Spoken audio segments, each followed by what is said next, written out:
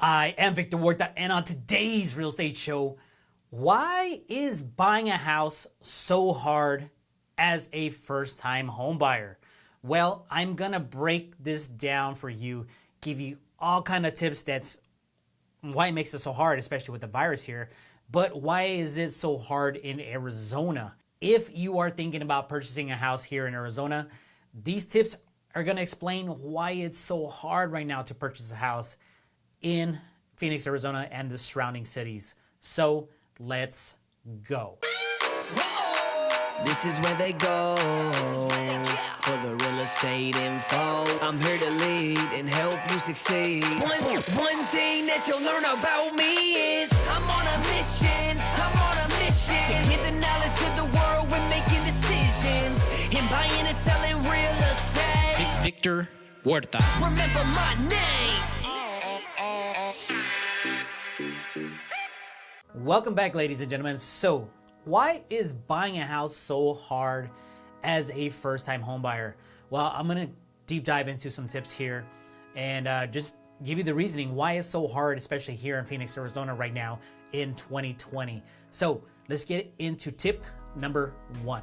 Okay, folks, so here in Phoenix, Arizona, we are still in a seller's market, okay? We're still in a seller's market. And I got some notes here that I have wrote out, okay, so we can just get into some topics. We're still in a seller's market, and active listings are actually starting to decline when you see this video, okay? Yeah, they are starting to decline right now. So we currently have, I just checked today, we currently have 11,000 listings, active listings for sale. Now these are our residential single family homes.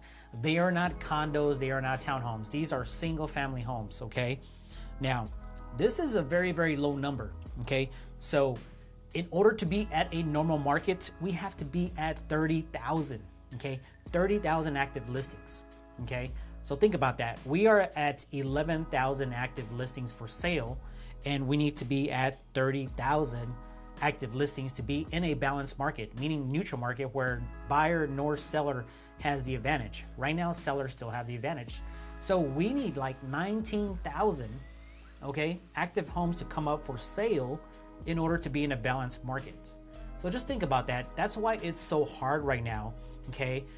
As a first-time home buyer trying to buy a house here, especially here in Phoenix, Arizona, is because we have still low inventory, okay? Now, look at this number. Just today, as I shoot this video, we had 3,300 homes go under contract. Now, this is during the pandemic with the coronavirus here. People are still buying homes. Okay, so that's what makes it even harder for you as a first-time home buyer is we have low inventory. People are still buying homes, and we're still in a seller's market. So that's tip number 1, shows you that why it's so hard for you as a first-time home buyer to get into a house here in Phoenix, Arizona. Okay, let's get into tip number 2 on why it's so hard in buying a house for the first-time home buyer here in 2020. Now, FICO scores, okay, your credit scores, okay? Now, they have increased per the guidelines, for lending guidelines for you to get a home loan, where we used to be able to do 550 FICO, 580 FICO. Now we need to be at a 640 and above. Some lenders even went up to 700 credit scores, okay? Now, I'm not saying that we can't get you into a house at a 580 credit score. You're just gonna get a good rate, and it's gonna be very, very difficult, okay? If you're looking for a down payment assistance program, well, you're gonna have to be at 640. So this makes it more difficult for you as a home buyer if you're looking for some kind of down payment assistance, because your credit score is going to have to be a 640. If you are at a 580 FICO, you're not gonna get any kind of assistance. You're gonna have to bring your own money, use FHA financing, which is 3.5% of the purchase price for your down payment, and you're going to get a good rate. You're not gonna get a great rate, a good rate. On that note, buying a house as a first-time home buyer is hard because lending has gotten stricter, right? Don't take it personal, okay? They're gonna scrutinize you, okay? You have to get your package ready to get it to the lender, okay? I'm talking about pay stubs, bank statements, savings, W-2s, tax returns, and then during the transaction, your lender's going to need more updates, pay stubs, more pay stubs. They're going to verify income. They used to just verify income on the first, and I think in the end, maybe they used to just verify income one time, but now they're doing it 2 to 3 times. And then they're going to verify employment 10 days before you close on your loan. Okay, that thing is called a note. Okay, here in Arizona, it's called a deed of trust state. So that note is your mortgage that you are promising to pay the bank a certain amount and pay off that loan for 30 years. Well, your lender is going to scrutinize you and going to do a verification of employment 10 days before you sign on that note, before they lend you the money, just in case you have lost your job due to the pandemic and the coronavirus. So don't take it personal. It's happening across the board to all our clients. Okay, so this is why I'm prepping you when you watch this video, is this is what's going to happen if you're here in Arizona or even across the entire United States. All right, tip number 3 on why buying a house is so hard for the first-time home buyer. Okay, news, media, your friends, and your family. This is a touchy subject, very touchy subject. As the news blasts all negativity, that's how the news gets you to watch the news channel, right? It's all about negative. Recession's coming, coronavirus, this and that. So I know it's hard. The virus is here, and I totally get it. But back in 2008, the reason why housing market crashed was because we had all those funny loans. We don't have those loans anymore. Okay, we don't have those ARM loans. Okay, the balloon loans where those loans were called due and then nobody could afford their payments. That's why the market crashed. Over the since 2008, okay, back in 9, 10, 11, 12, and 4 on till 2020, everybody has a 30-year fixed mortgage. A lot of people own their house free and clear now. A lot of people have a lot of equity. There's like a certain percentage, I think the number was 18% of people who don't have equity. So a housing market crash, we don't see that here in Phoenix, Arizona. Just look at the numbers. 11,000 homes on the market for sale. In order to be balanced, we have to be at 30,000.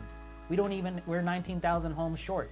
So that kind of tells you in our local market that we're not going to have a crash. Now, the final tip I have for you is you have to be ready, okay?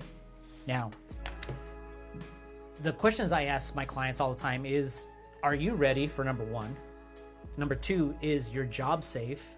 And number 3, is your income safe? And number 4, is your family ready? You see, these are the first questions your real estate agent should be asking you. Not what kind of house you want, what kind of house do you need? Are you guys ready? Is your family ready? Are you have a stable job and you have a stable income? Okay, especially right now with the pandemic and the virus, is you have to be ready before moving forward. So those are the reasons why it's so hard to purchase a house in 2020 as a first-time home buyer. But here's some good reasons why. Interest rates are still low and housing is still affordable. And if you have a steady job and income, you're gonna have a great opportunity to purchase a house. Okay, back in 2008, interest rates were 6.5%. We are in the mid 3s to mid 4s. That equates to housing prices being affordable for you as a first-time home buyer. So even though you have a lot of stuff going against you, you have a lot of positive stuff going for you as well, especially if your job is secure. If your job is secure and you have good to great credit and you have great income, buying a house right now is probably going to be the best time. Okay, we're seeing prices decrease a little bit. Inventory as 11,000 as I shoot this video.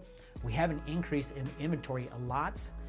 We're still in the seller's market. So if you've been on the fence or been thinking about buying a house since 2019 and now you're kind of scared of what the virus is doing, we're still in the seller's market. We don't see a big housing crash here in Phoenix, Arizona.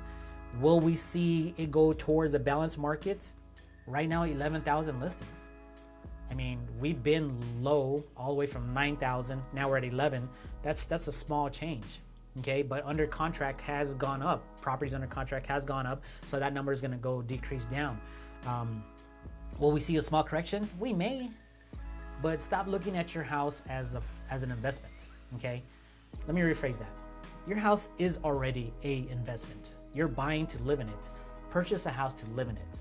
then wait 3, 5, 7 years to reassess and think about if you want to change it into a rental property, sell it, and buy 2 homes where you can buy your primary residence and then a rental property. And you can start off with a condo or a townhouse, just like what we have in our portfolio. So with that being said, I am Victor Huerta, a local real estate agent. And if you have not done so, click that subscribe button and that bell to get notified once I drop the latest video. I mean, I am just bringing some home buyer content, home seller content, the Phoenix real estate market updates, so you can be mindful, okay? Gotta be mindful when you're thinking about buying, selling, or investing in some real estate. And we'll see you on the next video. If you have any questions, email me at victor@freeagentproperties.com.